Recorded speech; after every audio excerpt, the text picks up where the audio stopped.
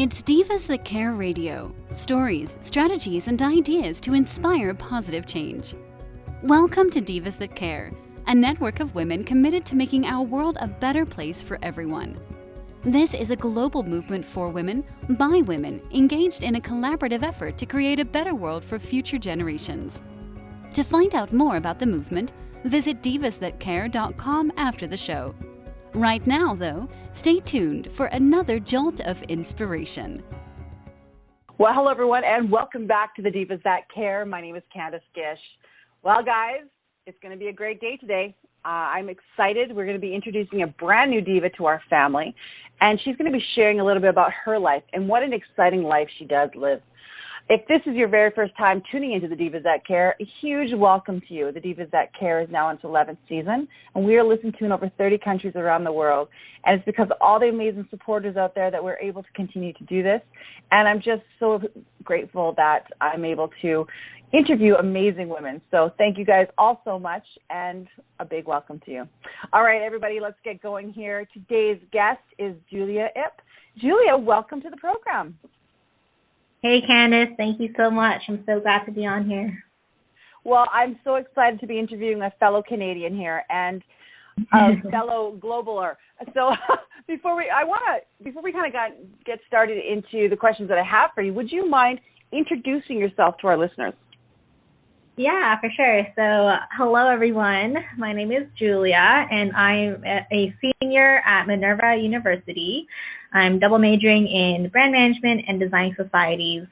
And a large part of my personal mission statement is, I want to be a global citizen who designs systems and services that are more sustainable and human-centered in order to help communities effectively achieve social change.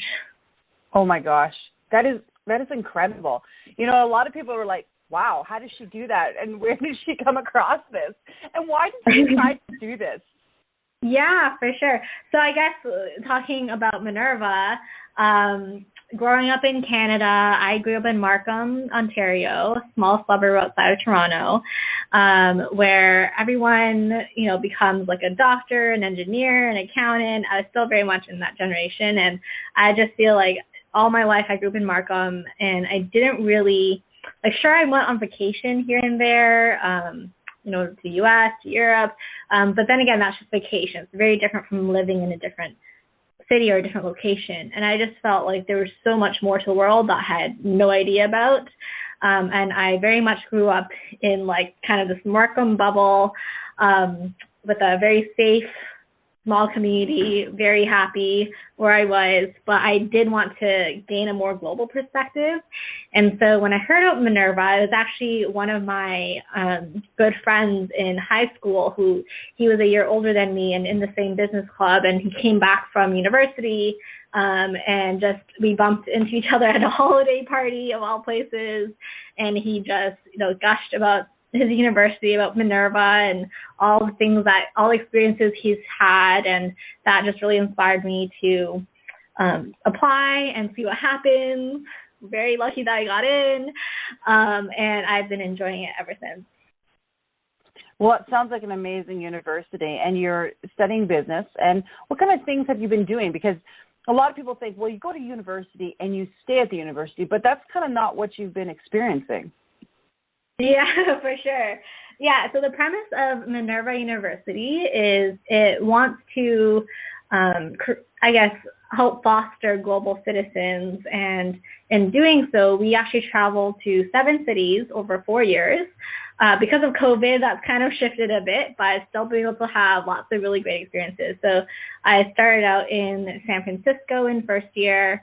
And all the different cities we go to, we actually partner with a local organization to do a project with them to see what it's like to work in that culture, but also try to make a little bit of a difference while we are there. So in San Francisco, I was working with the San Francisco Municipal Transportation Agency and helping them to develop a certain street in San Francisco. And then moving forward, I went to Seoul in South Korea, where I helped to design a community rooftop to bring together a very diverse community in the location where our residential hall was. I worked with a local architecture firm to do that. And then we went to Hyderabad in India the next semester, where I was working with a local nonprofit, it's not a nonprofit, it's a social enterprise that works with nonprofits and matches volunteers with nonprofits. So it's this like online matching platform. And that's where, I was using the business knowledge in academic world to help with a real life thing, to help with their marketing aspects. And then after Hyderabad, I went to Berlin in Germany and now London in the UK. And over that time, my most recent project has been working with a local nonprofit, actually back in San Francisco, Miracle Messages, to help rebuild our unhoused individuals' social support system. So lots of different things that I've been doing for the past 4 years in many different places. But the gist of it is that, in everywhere I go, I think I've always been trying to combine my business education with practical real life application, and specifically in building communities somehow. Well, and to do it hands-on. I think that's what I love about education. Is I've always been a firm believer is that it's really important to do book stuff, but it's also important to be hands-on and to be able to learn it practically. For sure. And you've definitely done that on a huge scale.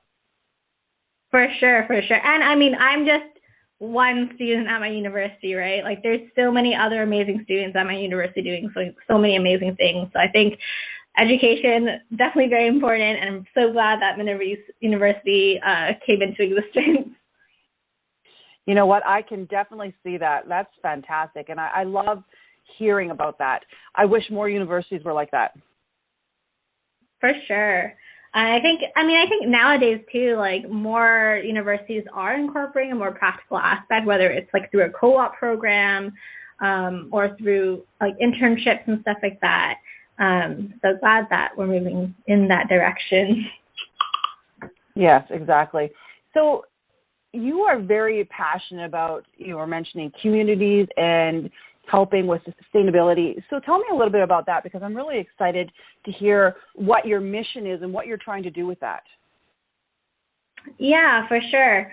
So I guess going back to, why I'm so passionate about building community, growing up, I was really lucky to have a really strong social support system and a very large extended family, lots of friends that supported me throughout school. And I kind of grew up in that bubble and never really thought about how valuable these social connections were to my well-being. I definitely took it for granted. And then fast forward to college, when I chose to go to Minerva University, went to San Francisco, I had this really idealized vision of a super high-tech city, Silicon Valley tech startup kind of vibe. And so you can imagine when I landed there in my first year, it was a complete surprise in terms of just how bad the problem of chronic homelessness was in San Francisco. My residential hall was located right at the edge of Tenderloin, which for people who haven't been to San Francisco, it's like an area with a really high concentration of homelessness. And so it was really my first time seeing homelessness so upfront. I was quite disturbed by just how bad it had gotten, and I really wanted to learn more. So I actually started participating in one-on-one chats with a senior in the Tenderloin district as part of a loneliness intervention program at the Global Brain Health Institute. And that's when things started to click for me. That's when I realized just how fortunate I was to have the social connections that I did and I continue to have. And speaking to these individuals, as bad as their life circumstances were, the one thing that seemed to keep them waking up every morning and continue to going were their social connections, were their friends. And so, I thought of all the people who were not in this program, people who did not have anyone to talk to or rely on, and I became really fascinated by the concept of community and what the lack of community could result in. So traveling around the world, I've had to to understand what community is like in those different cultures and how they continue. I love that. And what an important thing that you're doing. And this is something that you really want to talk about today. How do people get involved in Miracle Messages? What kind of a program, like I know you said it's in San Francisco. So are you just looking for individuals to support you there, or is this a program that's expanded into different cities? Yeah, for sure. So Miracle Messages specifically is a nonprofit that aims to end relational poverty on the streets by rebuilding social support systems for unhoused individuals. So talking a little bit more about what that actually means and how people can help. I've never really heard of the term relational poverty before working with them, but it just makes sense. Without someone to check in on you, it can be really hard to get through challenging times. And thus you kind of get into this state of social isolation, and oftentimes that results in homelessness. So I decided to volunteer with Miracle Messages, learn more, and hopefully make a difference. I right now volunteer with them just through their intern program, and then also helping them out with their basic income pilot program they just completed called Miracle Money, which is the program evaluation report's coming out very soon, so definitely recommend checking that out. But in terms of ways to get involved, so they are all over the U.S. They have places in South Florida, places in Texas. It is growing very, very quickly. We're expanding to LA soon as well. And the best part about it is that it is 100% remote volunteering. You can join our group outreach sessions in the cities we're located, which you can find on our website if you want, but we also offer 100% remote volunteering as well, which has, I think, been a really good way to get people involved, especially during this time and during COVID-19, where, interaction, we want to socially distance each other still. So one way to get involved is you can sign up to be a Miracle Friends buddy. So essentially we have a program called Miracle Friends where you get matched one-on-one with an unhoused individual, and you just become friends. You just chat with them, you listen to them, they listen to you, you learn from each other. And, that's just like 1 or 2 hours a week commitment. You just sign up on our website and you can just become a volunteer just like that, go through a training session or two, and that's it.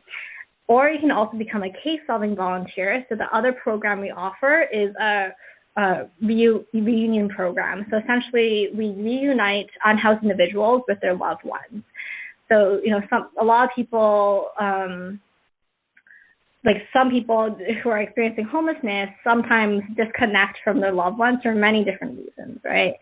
Sometimes there's a bad relationship, but sometimes it's also bureaucratic things too. Sometimes something medical happens to them, and because of regulations, it makes it really hard for family members to find them. So we're all about trying to use technology for good, trying to use social media, use our databases to help locate their loved ones, and then we reunite them. But in order to do that, we need people to actually help find people. So that's what the case-solving volunteer would be like. You get a case to work on, and you're trying to help reunite an unhoused individual with their loved ones together. And that you can also sign up on our website, www.miraclemessages.org/get involved. You can find out everything over there. And then lastly, you can also donate, of course. So Giving Tuesday, I think the official Giving Tuesday was last Tuesday, but of course we're still accepting donations. So we'd love all your support. It goes towards our unhoused individuals and reuniting people. What an amazing thing that you're doing. So your program's a little bit different than some other programs out there, because you were mentioning caseworkers, like case people that are helping them reunite with people that might not be in their location because they might be in a different city, in a different place in the United States. Yes, exactly. And the thing is, it's not, so the people who are volunteering, who are helping to reunite individuals, they're not caseworkers. They're just, we call them case-solving volunteers, and they're just everyday individuals like you and me who can just use our technology, use our ability to, stalk people on social media, if you will. I think that's great. other tools, of course, and not just social media. We have other databases and other tools to use. But yeah, so if you're really good at, finding people on social media, you probably are pretty good at, you'll be probably pretty good at doing the job. Exactly. This was probably a big culture shock for you to see homeless people, but is this something that's happening more and more? Do you find that there's more and more individuals now becoming homeless? Is that more due to the COVID issue, or is this just life? Like, is this just kind of like a trend that's happening? Yeah, so homelessness has been on the rise for quite a while. And especially during COVID-19, there's been this really massive eviction crisis across the states because people just can't afford to be in their apartments anymore, in their locations anymore. So there's definitely a need. There's a really massive need to help our unhoused individuals get housing. And of course, the thing is, with homelessness, there's always going to be homelessness in any city, but what we're trying to work towards, what everyone in the homelessness space is trying to work towards, is reducing it to functional zero, which is essentially the concept that there's always going to be homelessness, but we want to make it so that when you are homeless, it is super brief, for a super brief period, and there is enough resources in our systems to get you out of homelessness very quickly. Oh, perfect. And that's what we're trying to get to, right? Because, of course, things will happen. Of course, we'll always have homelessness, but we want to make sure that we're trying to get to the point where we can make sure that when you're there for a very brief period. I like that idea. You know what? I think that's very positive, and I think that we can use that model on a global level, really. We can in a lot of other countries also. For sure. And there's so many different organizations working on this right now. Miracle Messages specifically just focuses on social support and rebuilding social support systems for unhoused individuals. So, of course, that's just one solution in this really large fight against homelessness, right? So I think the key thing to take away there, too, is that we really need to be working together. Miracle Messages partners with a lot of other organizations as well because, homelessness is not a one-dimensional problem. There's so many different aspects to it. And we can't solve it if we're working individually in little silos, right? We really have to partner. Partnerships are really important. I love it, because that's what the Divas is all about also. It's about the collaborations, working together, because realizing that we can't all do it by ourselves, but if we have others help us, assist us in what they're good at, then we can really join forces and create positive change. For sure. And that's why when I heard about Divas That Care, I was like, oh, this is amazing. We have a whole network of people, whole community of people coming together to do amazing things. So awesome job on your side, too. That's amazing work that's been built. Well, we love it. We love being able to listen to amazing women like yourself, learn about what you're doing, and see how we can assist you in all that we can do, because we can get different connections that way. You have an awards event coming up, or did that already happen? Yeah, so it's coming up, definitely. It's coming this Wednesday. So definitely come join our third annual Virtual Good Neighbors Award event. We're all officially invited.